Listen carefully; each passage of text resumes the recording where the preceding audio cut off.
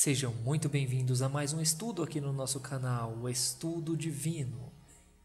Hoje estudaremos sobre a Virgem Maria, verdade ou mito? Primeiramente, irmãos, gostaria de alertar sobre algo muito importante. Esse assunto é de fato algo muito delicado, até porque existem muitas doutrinas e igrejas que defendem a existência da Virgem Maria, do mesmo modo que existem muitas que não acreditam. E isso acaba causando um certo conflito entre ambas as partes. Portanto, se o irmão está aqui para defender igrejas, doutrinas ou algo que venha a ser do homem, por favor, peço que ore a Deus e torne a assistir esse vídeo em uma ocasião em que seu coração esteja de fato aberto para a palavra de Deus e veracidade das Escrituras. Muitos acreditam na Virgem Maria como a Mãe de Deus. Ela seria a Nossa Senhora, Mãe de Jesus, que de fato deu à luz a Jesus Cristo em terra. Maria é considerada por muitos como intercessora, mãe de todos nós, uma mulher que nasceu como uma simples pecadora, mas foi escolhida por Deus para dar à luz ao seu filho varão. Tornou-se a Rainha dos Céus e foi considerada como santa. Muitas pessoas prestam culto a Maria, fazem e pagam promessas para a mesma, e mesmo sem perceber, acabam adorando a sua imagem, imagens feitas para representá-la em terra diante dos homens, assim como são feitas imagens de muitas outras pessoas proclamados como santos, inclusive o Senhor Jesus Cristo. Muitas vezes essa fé vem de algo muito forte no mundo religioso. A Virgem Maria, segundo alguns fiéis, faz aparições e fala com o povo. Exatamente, a fé na Virgem Maria vem principalmente por conta de tais aparições, sendo aceita por muitas doutrinas, assim como um milagre de um santo, entre outras coisas. Mas será que de fato Maria subiu aos céus? Maria seria a rainha dos céus, a intercessora entre Deus e os homens, ou simplesmente nossa Mãe Celestial? Veremos nesse vídeo relatos de pessoas que afirmam ter visto a Virgem Maria e que a mesma falou com eles e passou ordens e ensinamentos. Esses mesmos são aceitos por muitas igrejas, sendo assim implantados na mesma. Isso exige um pouco de entendimento histórico e bíblico. Juntando essas aparições e relatos, muitas doutrinas aplicam isso sobre as passagens bíblicas, trazendo assim uma interpretação aparentemente inteligente sobre as Escrituras. A Virgem Maria estaria de fato aparecendo ao povo? É o que vamos saber agora. Para testar criticamente essas manifestações, iremos examinar as mensagens que receberam a aprovação completa da Igreja. Ou aquelas mensagens que levam a insígnia do bispo católico local. E de Medjugorje, embora não formalmente aprovada, foi abertamente aceita por vários bispos, cardeais e pelo próprio Papa. As mensagens que se seguem representam mensagens comuns da aparição de Maria. Queridos filhos, hoje eu os convido a se perguntarem por que estou há tanto tempo com vocês. Eu sou a mediadora entre vocês e Deus. Não se deixem tomar pelo medo ou pelo esmorecimento. Tenham grande confiança na força da intercessão e na mediação de sua Mãe Celestial. Bem, vamos ver então o que as Escrituras nos dizem sobre isso.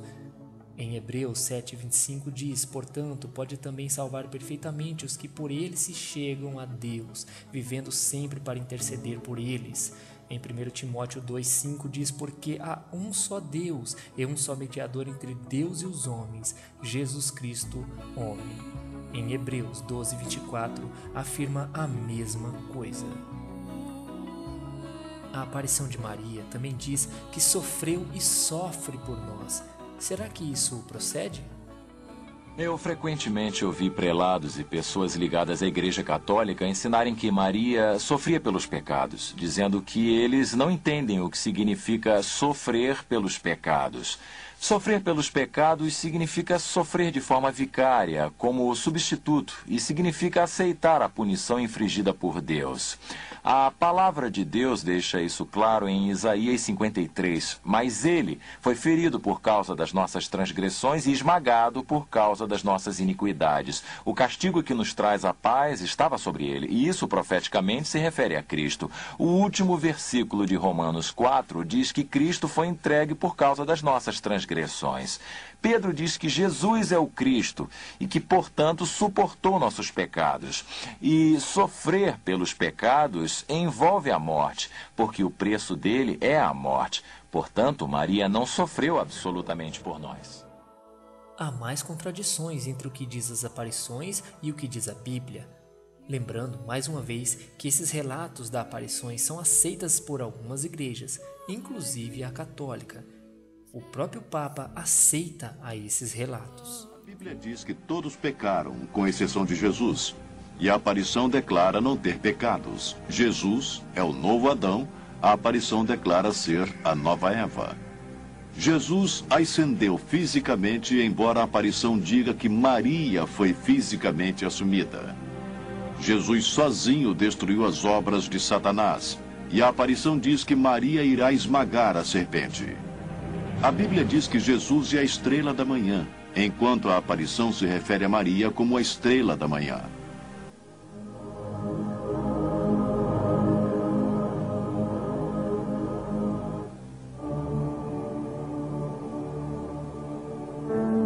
Esta aqui tem a mãe abençoada. Como podem ver, é a mãe abençoada. Aqui, ó.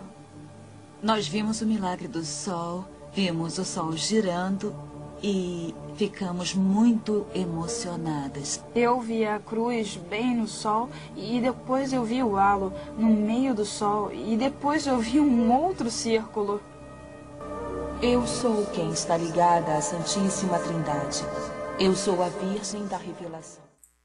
A palavra nos diz em 1 Pedro 3,18, porque também Cristo padeceu uma vez pelos pecados, o justo pelos injustos, para levar-nos a Deus, mortificado na verdade na carne, mas vivificado pelo Espírito. Portanto, não precisamos de mais ninguém a não ser Jesus Cristo para nos levar até Deus. Meus filhos, eu sou a porta para o paraíso e o auxílio na terra. No Sermão da Montanha, o Senhor se referia à longa estrada que levaria à destruição, e muitos encontrariam aquele caminho. Mas depois ele fala sobre a estrada estreita, em suma, ele próprio, e que poucos a encontrariam.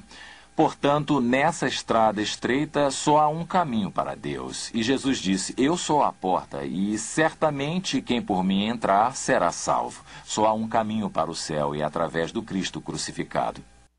A aparição da suposta Virgem Maria também ordena aos seus seguidores que venerem e façam imagens para ela. Como mãe, eu quero lhes dizer que estou aqui com vocês, representada pela imagem que aqui está. Cada uma de minhas imagens é sinal de minha presença e os lembrará de sua Mãe Celestial. Portanto, devem ser honradas e colocadas em local de grande veneração. Devem olhar com amor para cada imagem de sua Mãe Celestial. Essa afirmação bate de frente com um dos 10 mandamentos de Deus. Em Deuteronômio 4, versículo 15 e 16 diz, guardai, pois, com diligência as vossas almas, pois nenhuma figura vistes no dia que o Senhor, em Horebe, falou convosco do meio do fogo, para que não vos corrompais e façais alguma imagem esculpida na forma de qualquer figura, semelhança de homem ou mulher. A maioria das aparições pede que se construam santuários, e milhares deles foram construídos por todo o mundo. E as pessoas vão lá se ajoelhar perante a Maria. Eu os vejo ajoelhando, andando de joelhos em Fátima e outros lugares. E eles fazem isso por penitência, tentando obter a graça de Maria.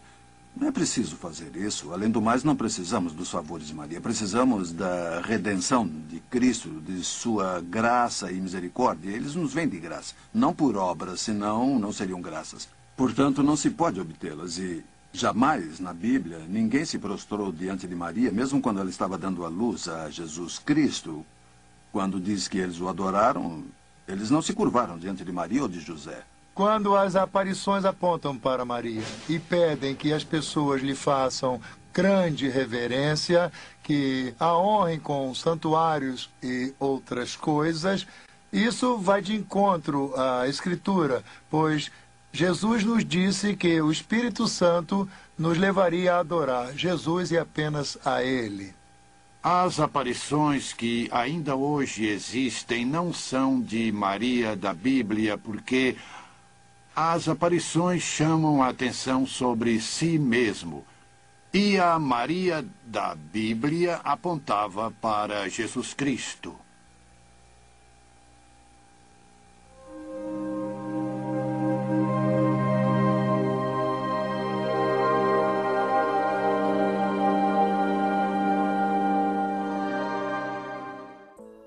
Bem, se a aparição não é Maria, então quem estaria aparecendo?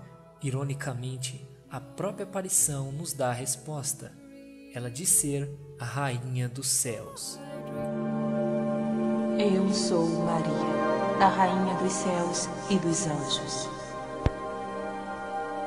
Ela é sem dúvida a Rainha dos Céus, ela é a Mãe de Deus. É a nossa mãe. Não há outra mulher nesse mundo que possa se comparar à nossa Mãe abençoada. Frequentemente surgem dizendo ser a Rainha dos Céus.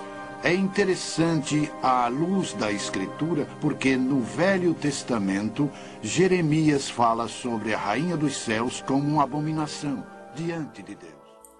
No livro de Jeremias 7, 18 a 20 diz: os filhos apanham a lenha e os pais acendem o fogo, e as mulheres preparam a massa para fazerem bolos à Rainha dos Céus, e oferecem libações a outros deuses para me provocarem a ira. Acaso é a mim que eles provocam a ira? Diz o Senhor, e não a si mesmos, para a confusão dos seus rostos? Portanto, assim diz o Senhor Deus: eis que a minha ira e o meu furor se derramará sobre este lugar, sobre os homens e sobre os animais, e sobre as árvores do campo, e sobre os frutos da terra, e acender-se-á, e não se apagará.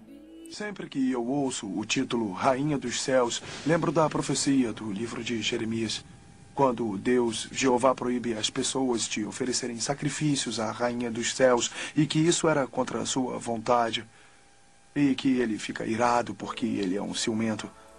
Mais contradições são encontradas nos relatos aceitos por autoridades religiosas e fiéis. A aparição ainda afirma ser a nossa advogada diante de Deus. O mundo se degenera de tal forma que foi necessário que o Pai e o Filho me enviassem ao mundo para todos os povos, para ser advogada deles e para salvá-los.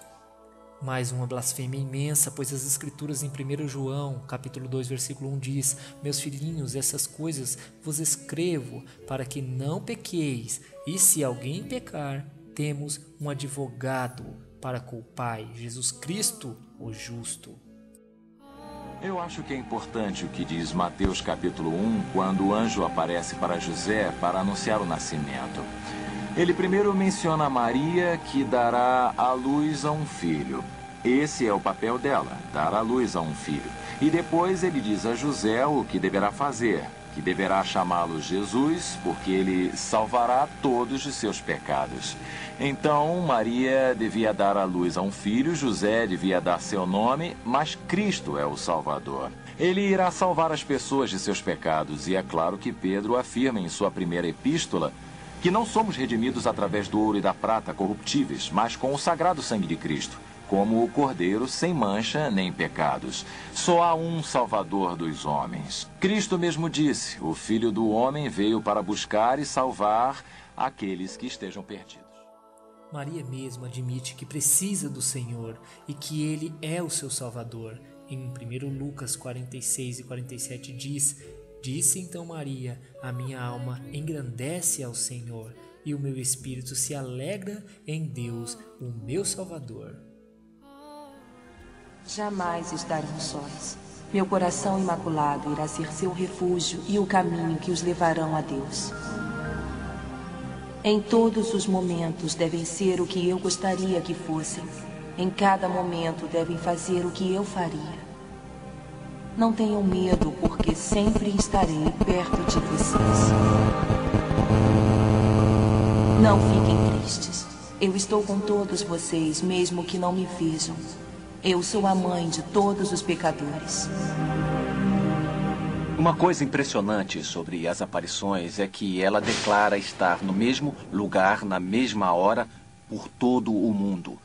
Isso é declarar ter atributos de divindade. Somente Deus tem o atributo da onisciência, da onipresença e da onipotência. Estão atribuindo qualidades de Deus a Maria, que foi uma humilde serva do Senhor, obediente a Ele, um exemplo maravilhoso para os fiéis, mas certamente não é a Maria onipresente, onisciente e onipotente do catolicismo romano. Eu estou aqui como corredentora e advogada. Tudo deve estar concentrado nisso. Repitam comigo. O novo dogma será o dogma da corredentora. Até que eu seja reconhecida onde a Santíssima Trindade deseja que eu seja, eu não pararei de exercer completamente o meu poder. No trabalho maternal de corredenção e de mediação universal de graças. A ideia de que Maria seja a corredentora de Jesus Cristo é contrária ao entendimento bíblico. Uma coisa é ser um pouco heterodoxo, um pouco periférico, mas outra coisa é ir diretamente em oposição à verdade central da Bíblia. Não estamos falando de detalhes. Muitas denominações possuem exagero de ponto de vista sobre questões periféricas. Estamos falando em contrariar o tema central do Evangelho. E quando eu digo Evangelho, eu falo sobre o tema que Deus expôs em Gênesis capítulo 3 até o final. E é por isso que tais afirmações, alegações, são antibíblicas. Não apenas não bíblicas, são antibíblicas. E, portanto, perigosas.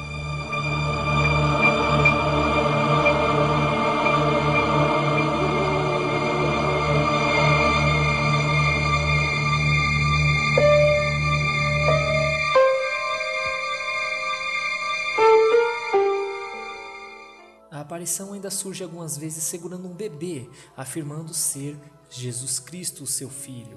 Queridos filhos, estou com meu filho nos braços. Eu quero lhe pedir que seja luz para todos nos anos que virão. Quero lhe invocar novamente para viver minhas mensagens. Às vezes, nessas aparições, Maria surge segurando um bebê, Jesus vivo. E, novamente, eu diria que isso é uma artimanha do inimigo. Porque Jesus, como sabemos, foi crucificado como homem e não irá voltar então como um bebê. A Bíblia diz claramente que ele irá voltar como homem para salvar este mundo. Novamente, isso evidencia às pessoas que buscam a verdade que essas visões ou aparições não são de Deus. Ora, as Escrituras nos dizem com riqueza de detalhes em 1 Pedro 3,22, o qual está à destra de Deus, tendo subido aos céus, e não no colo da Virgem Maria, e tampouco como um bebê. Se Jesus está em seu corpo glorificado, reinando nos céus, então a Rainha dos Céus deve estar apresentando um falso Cristo. Nas profecias da Bíblia não é nos dada nenhuma referência de que exista uma mãe de Deus. Ora, uma personagem tão importante ficaria fora desses eventos quando o reino de Deus seria estabelecido? A comparação mais próxima é de Apocalipse 12, onde fala de uma mulher que será perseguida. Muitos defendem como sendo a Virgem Maria. O curioso é que os mesmos que defendem essa teoria acreditam que Maria é santa. Mas como teria dores de parto então? Em Apocalipse 12 diz que a mulher estava com dores de parto, e a Imaculada Conceição?